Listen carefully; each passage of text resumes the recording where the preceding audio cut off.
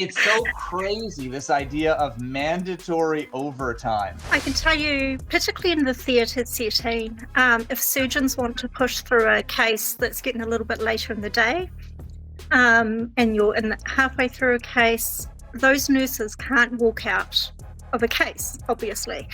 So the expectation is the nurses will stay in there, finish that case, but will not be paid the overtime. So you're forced. They have now put in a new thing in theatre where the education sessions will be at the end of your 8-hour shift.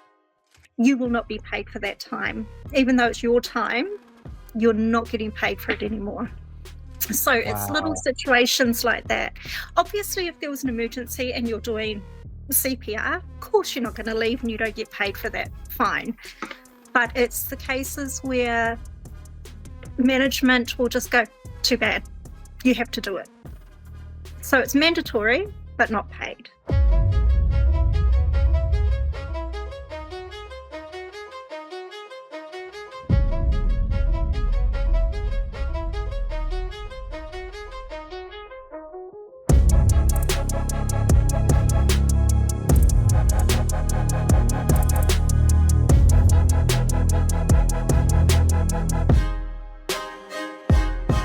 Hello, and thank you for joining me on the Frontline with Dr. Gary Payinda.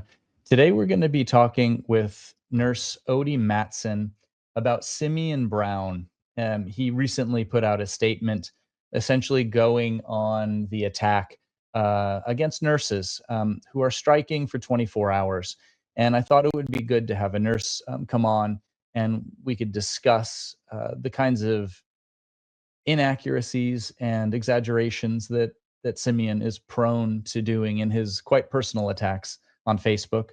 So Odie Matson is a nurse with long experience in the emergency department, in the cardiac catheterization lab, and in perioperative management of patients. She's also a delegate for the New Zealand Nurses Organization, and she'll be talking with me and doing a point-by-point rebuttal on Simeon's most recent Facebook post. Also, I think it would be a good time to mention that we're going to invite Simeon on future shows in hopes that we could have a long 30 or 60-minute conversation with him. This will be an open invite and a standing invite for him to come and actually talk about the issues that are facing patients in New Zealand today at length and with people who can actually defend themselves and speak to the actual situation on the ground rather than him sort of just putting Facebook posts out there into the ether and tweeting at his followers. So yeah, stay tuned, like and subscribe, and follow us if you are interested in this sort of thing on the front line.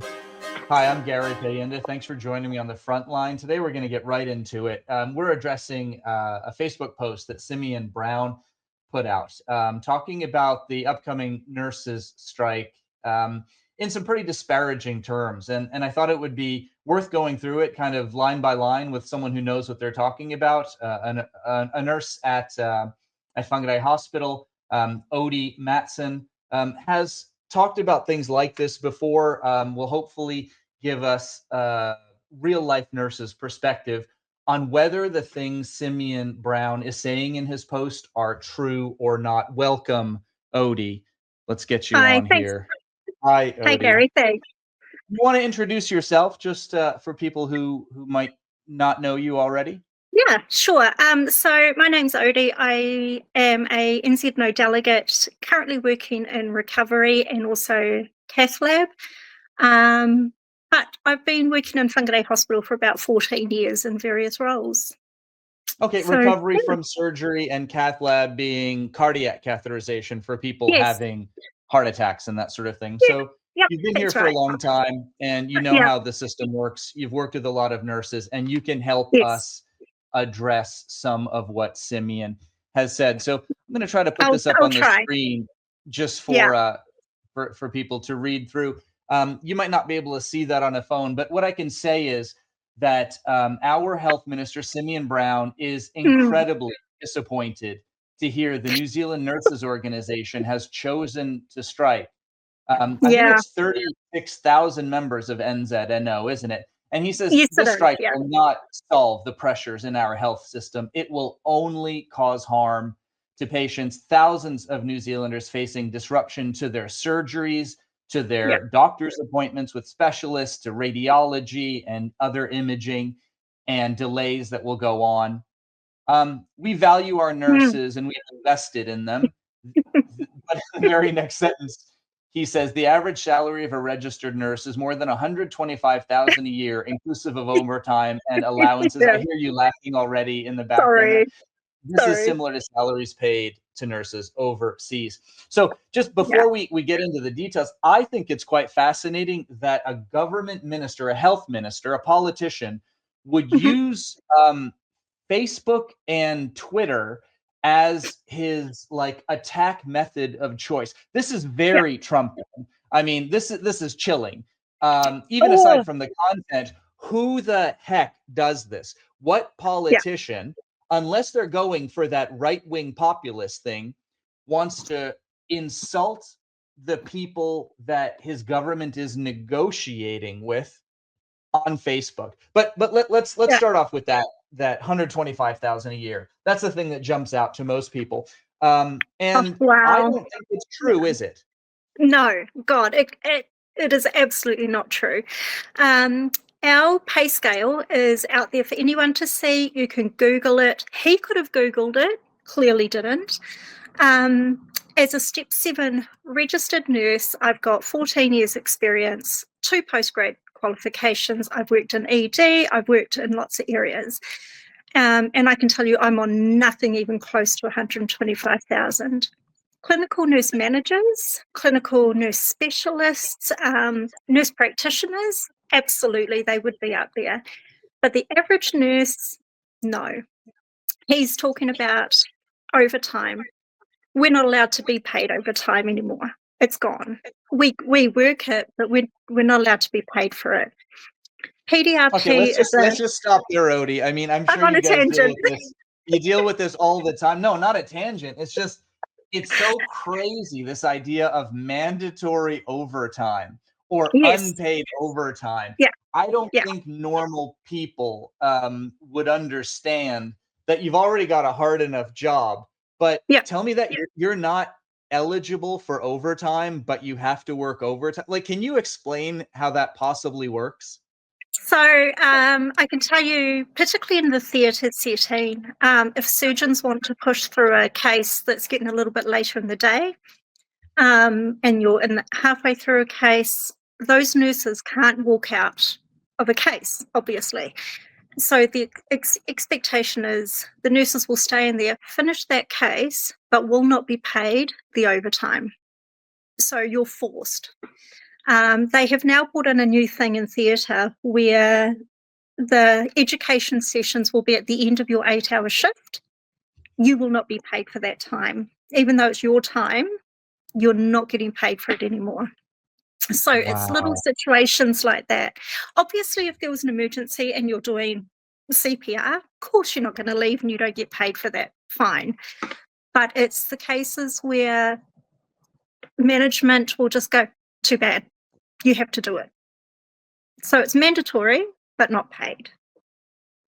And So, so when Simeon was insulting the doctors during yeah, our negotiations, calling yeah. us essentially Muppets. saying that we were holding patients hostage for money, that we were overpaid, et cetera, et cetera. I see now Yeah, he's doing this with you guys as well. yeah, So yeah, 125,000 a year. The numbers that I've seen are more like when nurses are starting out, they're starting out in the high 70s, low yeah, 80s, I think, yeah, for a full-time job. But I was yeah. reading that new grads are not even allowed to work full 1.0 FTE, and that it can sometimes be quite hard for others to get a full-time FTE. And I've also talked to a lot of nurses whose work demands are so bad, like they are so unsupported at work. They are coming onto the wards in situations where they're already missing one or two or three or more colleagues that they Yeah. choose to be less than full time because they essentially can't physically slash mentally cope with being full time. So they're going to work a point 0.8 roster because it's literally harming them. What are your Yeah. thoughts about that? Oh, so 100%. Nursing's a hard gig. I think everybody knows that. Yes, we're absolutely being gaslit in the same way that you guys were. Um, we do try to work point 0.8 so that you have that time to recover. Bearing in mind that when we're talking about full-time nurses, we're not talking about nurses that are working 9 to 5 in an office job. We're talking about nurses that are expected to work full-time on the floor, AMs, PMs, nights, weekends, public holidays. You don't have your recovery time. Yeah. There is a particular chief nurse who I won't mention, but she Please likes to don't. refer to nurse. Yeah, I'll keep that one quiet for now. She likes to refer to us as a part-time workforce, and I think it's very telling when your chief nurse is your only voice of nursing on that in that senior management, and she's undermining us. Um, And so specifically, Simeon, when he quotes something like mm, 125,000 a year, mm, he's actually including the salaries of managers. So yes, people yeah, all the way up who happen to be nurses, but yeah, who are doing management roles enforcing Health New Zealand and Simeon Brown's rules. yeah, Um, yeah, I also notice he includes overtime. I don't really know how you can include overtime, given that that's extra work. It's often not even work that we want to be doing, but we yeah. feel we would be letting our colleagues down if we don't pick up the understaffed shift. We know what it's like to be down a doctor or several nurses. It is not good for the patients, it's not good for the staff. And he's including overtime and Mm, excess work yeah. in this. And the bit I find amazing is that if you go and look at how much the man is actually making, his salary package is Oh, extraordinary, right? This is a yeah. gentleman whom Yeah. I think some of us would say is sort of degrading the common good in New Zealand. But even if you took the opposite view that he is a good politician, as a cabinet minister, next year he will be bringing in $327,000. And one could argue that's fine. He gets a pension match of 2.5 times what he contributes, up to 20%. I'm going to say that again. He gets a pension match, a superannuation match of 2.5 times what he contributes, Yeah. up to 20%. How come he can get what is your match? Or Three let's say your colleague's match? 3%. 3%. Okay? So But one of our he's claims. sorry, go ahead. Sorry, Gary. One of the things that we had asked for in this negotiation was to please increase ours to 6%. No, absolutely not. No, can't do it. Absolutely not. That would be scandalous. That's only for Absolutely. politicians like him. Okay, Yeah. so 327,000 up to a 20% pension match, $52,000 towards his housing costs. And of Wow. course, we Yeah. know that these politicians have been claiming for that, even if they have homes and apartments in Yes. Wellington. Yes. It's quite incredible.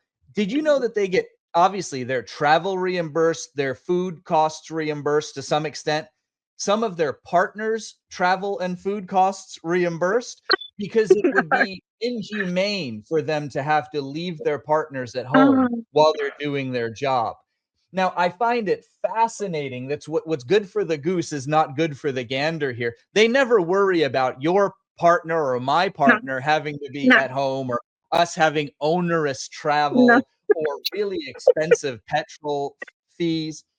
They no. get $16,980 for a basic allowance.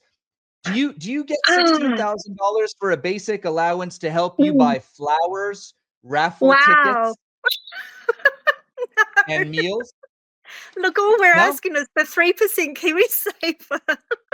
Yeah, yeah. I You're mean, you've got to what laugh, they're Gary, or offering you'll you cry. what they're offering you is less than inflation. You will Yeah, lose more yeah, money to inflation this year yes, than what Simeon Brown is offering in these pay yeah, negotiations to you. It is quite absolutely. astonishing.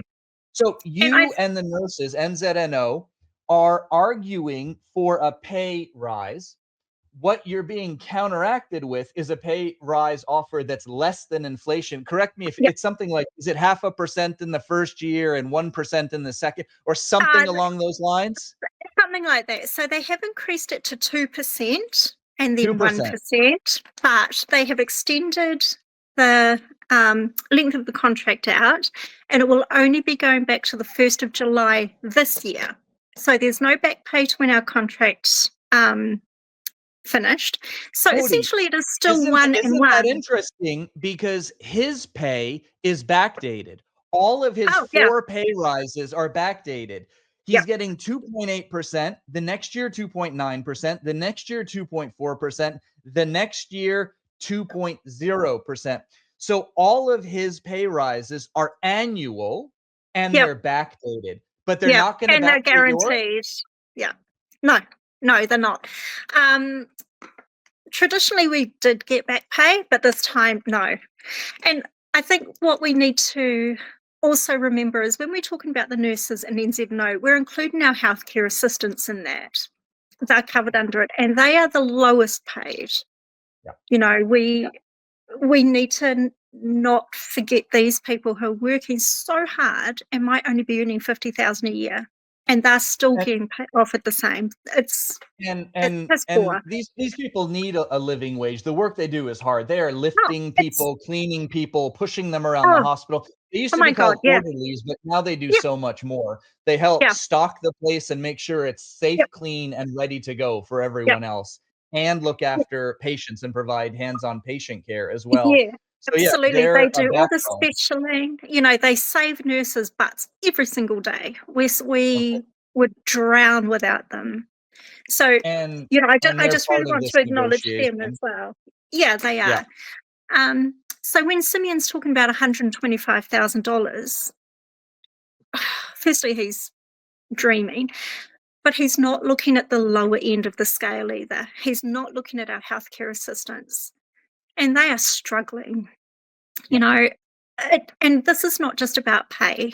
You know, this strike is not just about pay or the disgusting things that Simeon Brown has said. This is about we are having to put safe staffing into our pay negotiations.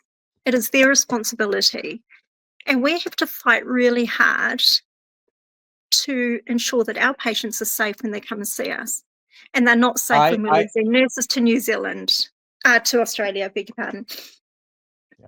You know, I just there's, read that safe staffing bit has mm, been removed by yeah, Health New Zealand out of the negotiations. What yes. the hell? I know, Like, are right? you joking? So every day we think, God, this can't get any worse. And I think they take it as a challenge because every day it gets worse. You can see that there is a massive push towards privatization, which I think is disgusting if you're turning health into a commodity to be bought and sold. We don't have that system. And it's not just as a nurse I'm concerned. I'm concerned as a citizen, as a patient. There's just, oh, God, it beggars belief, Gary, it really does. There's There's money such a, flooding into the private sector and oh, hollowing and out once it's, staff. We but know that once it's doctors and there, we can't nurses get it are back, releasing them. No, no, no, no.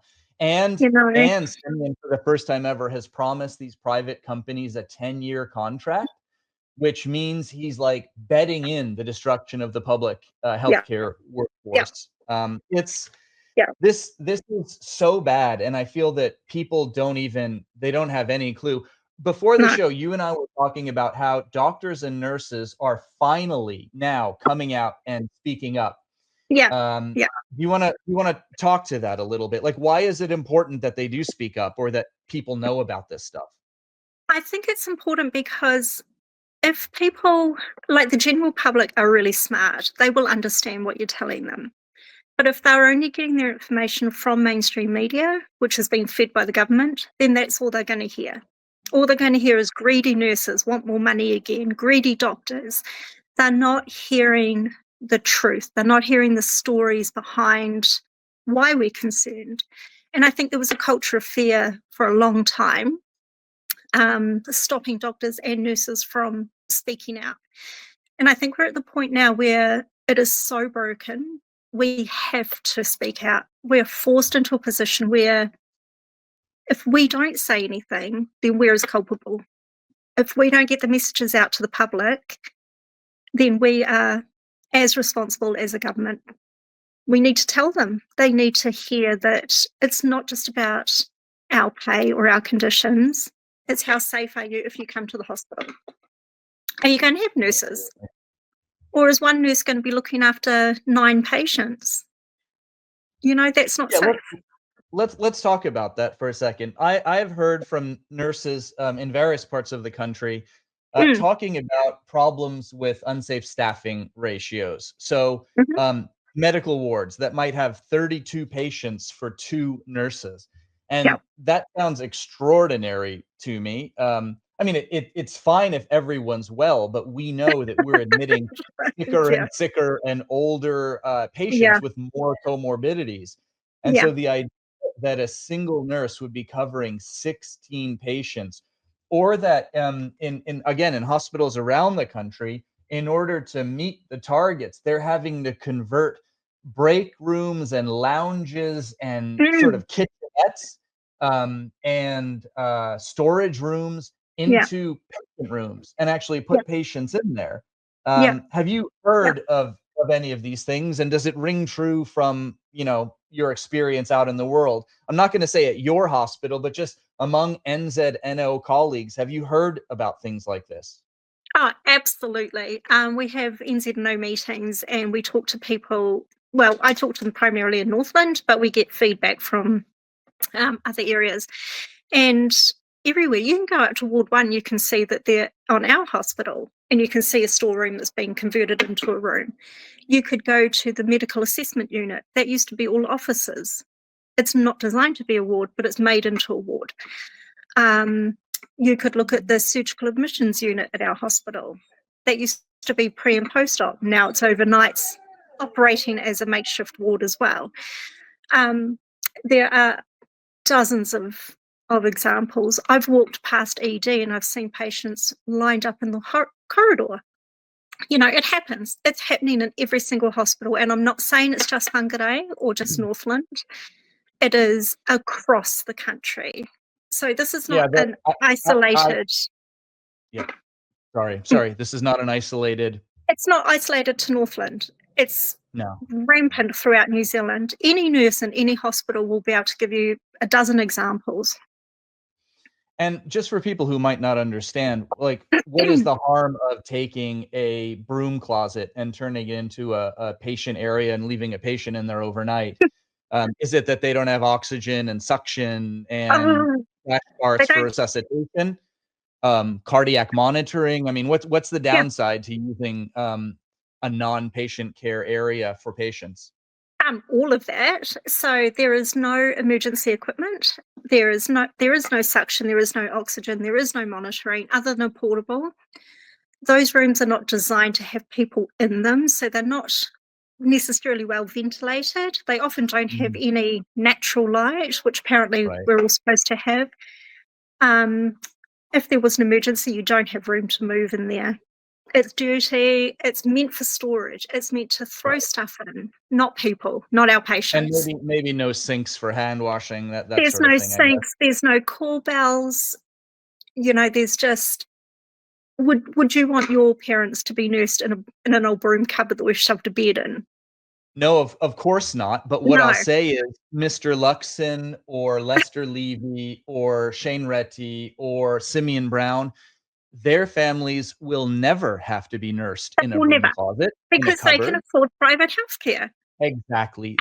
We now are reading about private hospitals doubling their size, tripling their size, Mm, many hundreds of $1 million rebuilds, putting in yep, ICUs to yep. basically ensure that there is a separate a separate level of care for people who can afford the private care. And I think a lot of people maybe don't realize that. They say, well, I'll at least be able to get my hip done in private.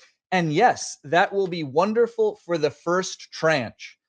Yeah. But what Yeah. happens by bleeding the public money that was needed in the public sector, by bleeding it out, throwing it out into private, you lure out the surgeons, the Yeah. anesthetists, the surgical nurses into Yeah. private, and they tend not to come back.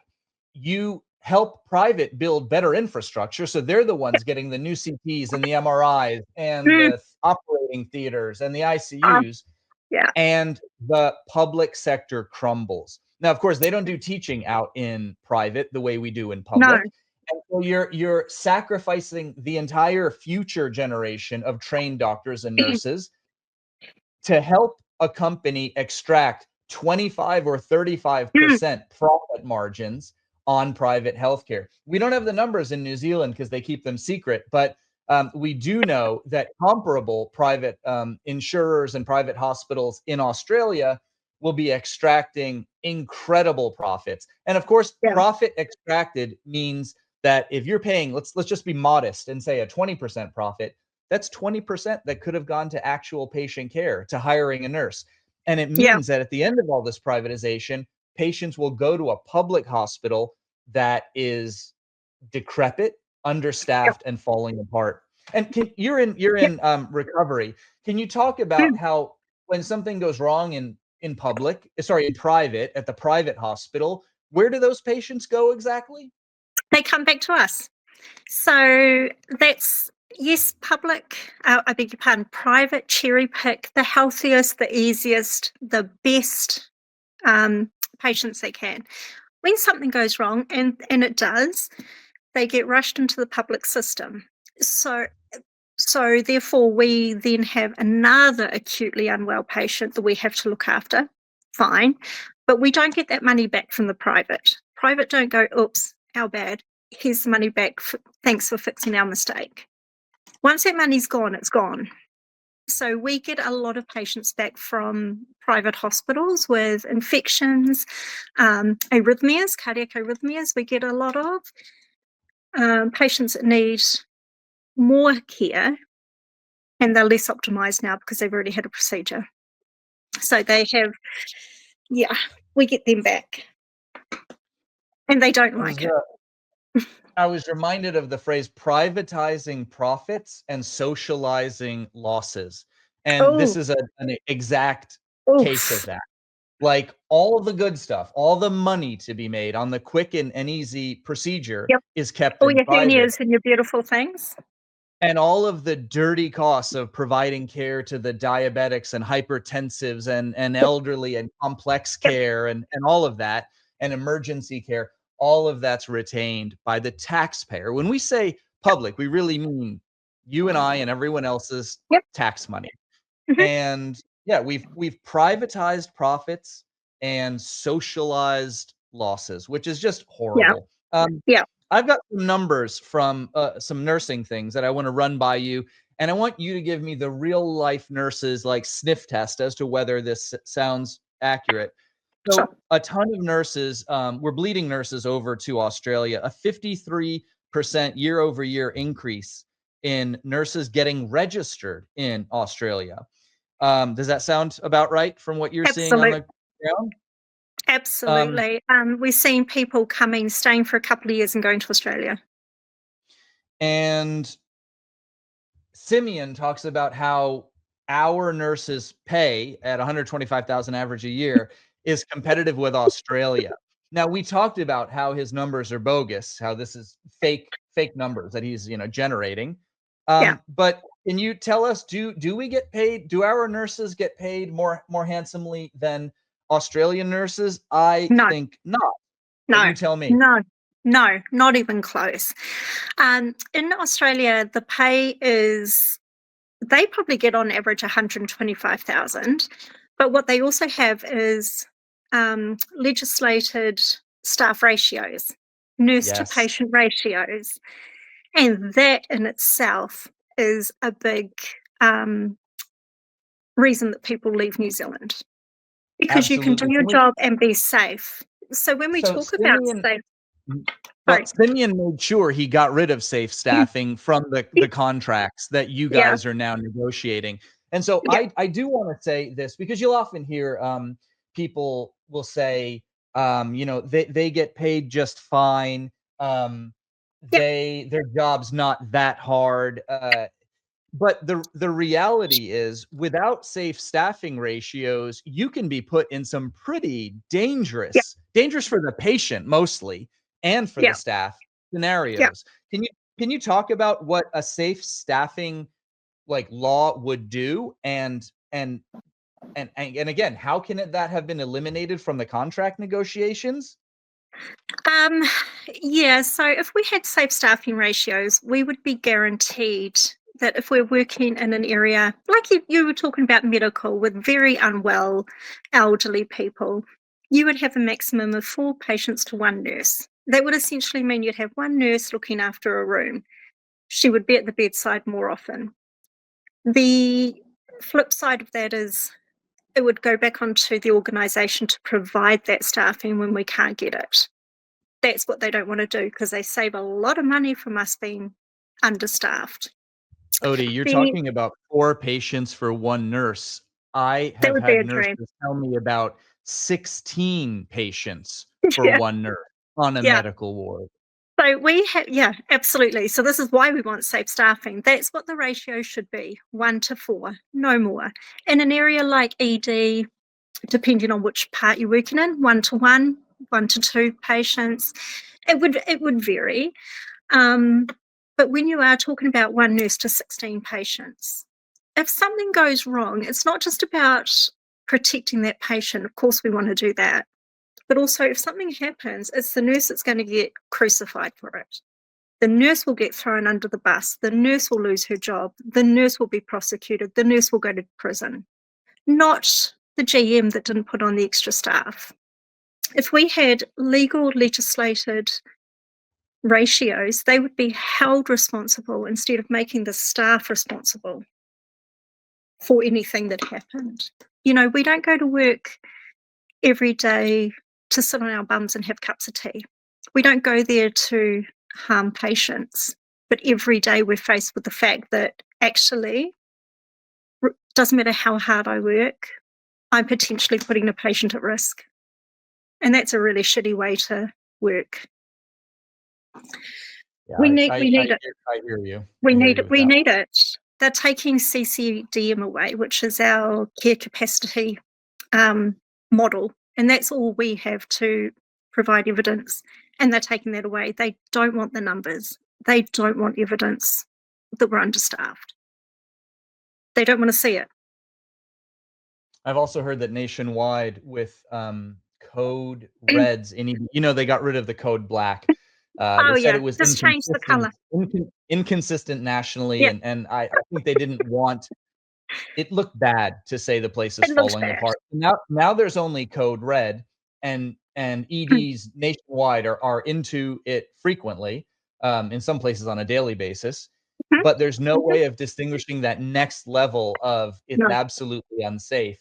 No more code black, they got rid of no. that, and now the code reds are frequent, but what they're saying is that this is top leadership saying, uh, well, code red is a thing you can be in and out of for 15 minutes when you get a little bit of a surge, and then you go right out of it.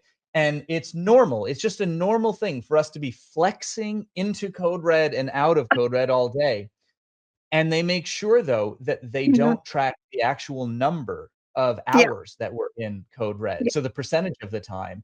So they always have that plausible deniability of being able to say, "It's just temporary. Code Mm, red, it's not bad. It's a mm, normal feature, and we're in and out of it. It's no big deal all the time." But mm. they won't collect the data, and then this is the No, the problem they with don't want the Target. data. Target can be gamed, and you can lie and cajole and finesse the data and meet a target. So Mm-hmm. yeah, it's what's happening. So here's some other numbers. If 50% of nurses' day shifts were understaffed across 16 districts, this is from NZNO data. Mm-hmm. 25% of shifts fell short of safe staffing targets. these are huge numbers. They're saying a Yeah. quarter to half of New Zealand public hospital nurses' shifts are with unsafe staffing. Does that Mhm. does that jive with what you have noticed? Absolutely. So there's been a big push to get rid of, and it's not a push from NZ, no, it's a push from Te Whatu Ora, to get rid of the point 0.4, point 0.5, point 0.6 type nursing contracts. Now, often those Mhm. were the nurses that we would call in. If we had sick calls, we would have Sure. that little pool of nurses to call in. They're gone. We're not allowed to call them anymore. So if you do have sick calls, so what? You still work. You are expected to cover the other nurses. Or you may get a nurse pulled from a different area to be on your floor in your department in your unit, which then leaves that area short staffed as well. And you're bringing nurses into specialist areas that are not qualified, they're not trained. So that nurse has got anxiety. All the other nurses have got anxiety. We're still short staffed and the patients are still unsafe. I think You there's a can lot med- of disrespect at the level of Simeon Brown being our health minister, because if you look huge. at his trajectory, he had no specialist health knowledge or experience. Um, I shouldn't really say that. His health experience prior to becoming health minister, he came from transport, right? Where he made Yeah. the roads more dangerous by raising speed limits around schools and things. And He aren't the he was roads in a great state? he was parachuted into health as the hatchet man, who could get the job done and cut another 1.4 billion and fire another 1,400 workers, building on what Shane Reti had done, taking it to the next level. But the man's health experience was founding an anti-abortion group at University of Auckland, a student group while he was a student there, a student in economics or finance, banking, that sort of thing. And then being the spokesman for a student group that was dedicated to fighting against women having access to birth control. I shit you not. That I so just, when you have that kind of yeah, yeah, just atrocious lack of preparation for the job, when you're just putting ideologues into a role to just cut, like, yeah, we shouldn't yeah. be surprised that he has no respect for specialist nurses, that he doesn't care about your staffing ratios. We're He could. predominantly women. He doesn't care.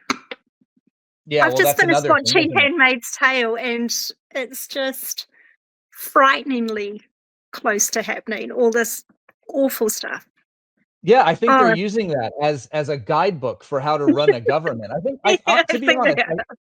I think they Yeah, do look towards what's happening worldwide with right-wing populist governments, yeah, and especially, the wretched things that are happening with the sort of Trump destruction of a of nation. And everything. they don't see that as a cautionary tale. They see that as something to strive for. I mean, I think Yeah, yeah, I think David Seymour and Simeon Brown are much cut from the same cloth, and they just look at this as an opportunity to get away with as much as they can.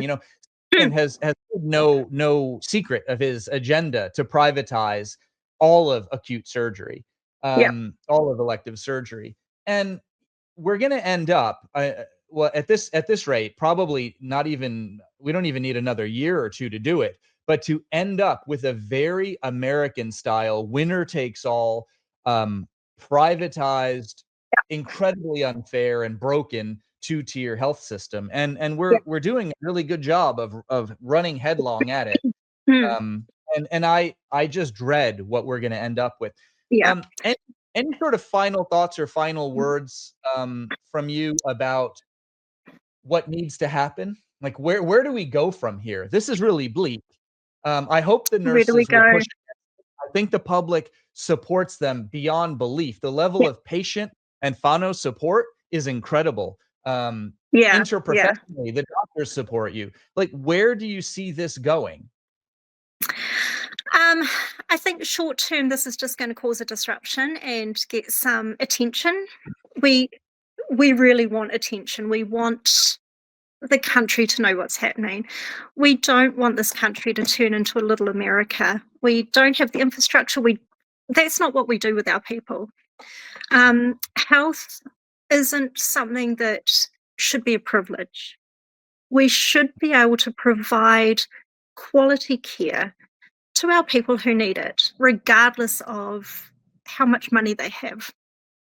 And I think you can see the danger with this government pushing so many awful policies through under urgency that they know they're not getting another term. So they're doing maximum damage now for their own goals, for their own purposes.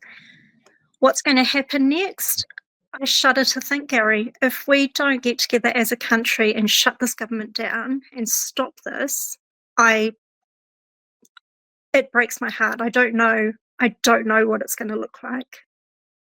But if it carries on, health in a year and 5 years will be a privilege. It'll be something that you can't afford, you don't get, you die.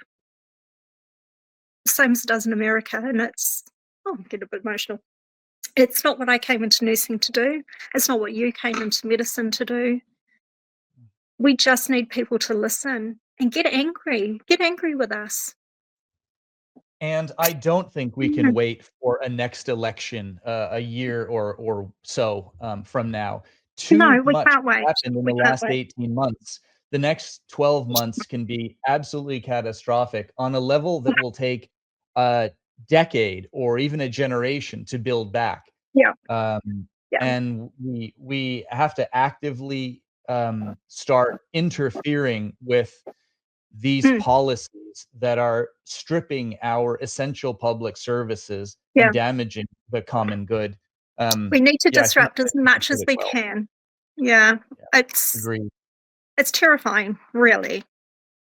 It, It is. mm, It is. yeah, And I mean, we're coming at it from the point of view of healthcare staff, right? Doctors and nurses yeah, that think it's yeah. awful to go to the hospital and not to go to work and not to be able to provide because you've got 32 patients in the Mhm, ED, but another 32 in the waiting room that you're you're yeah, you're just having to manage on a plastic chair out in the waiting room.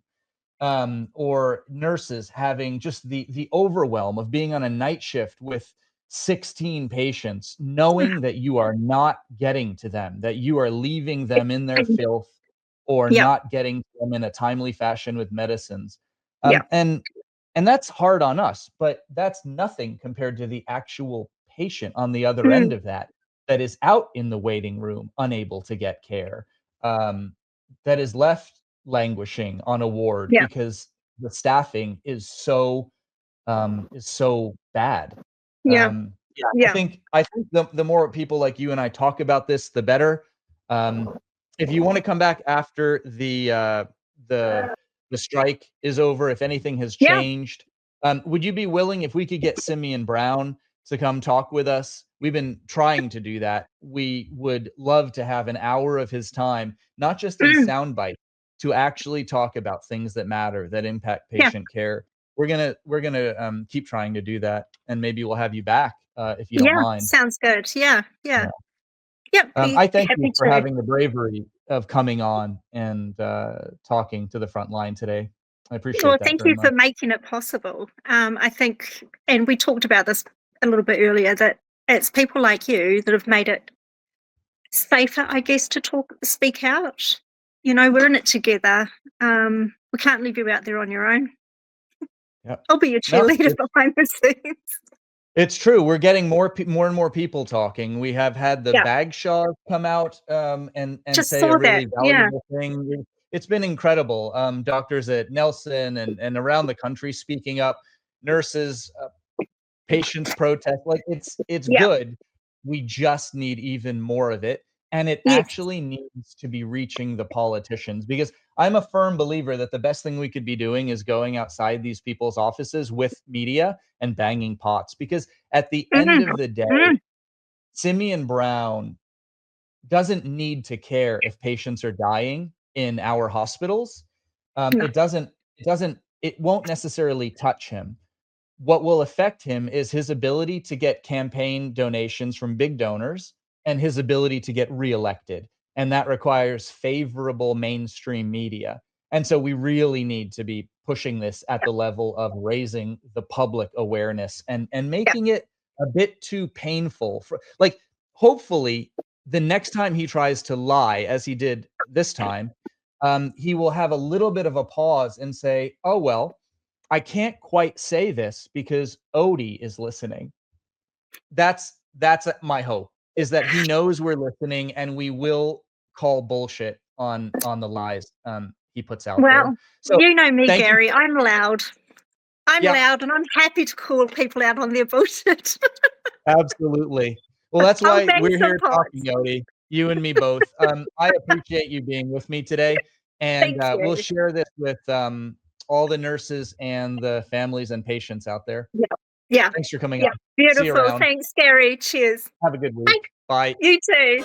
So that was a really great conversation with Odie Matson, a nurse willing to come on the record with me and address Simeon Brown's latest anti-nurse post.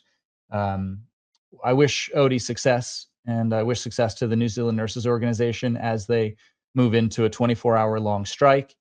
And I just want them to know that they've got the support of a nation behind them, and certainly my support and the support of the Frontline listeners. If you want to comment, please feel free to do so. I'll read all your comments, and we can use some of them as show ideas for future weeks. Hope to see you soon. Goodbye for now.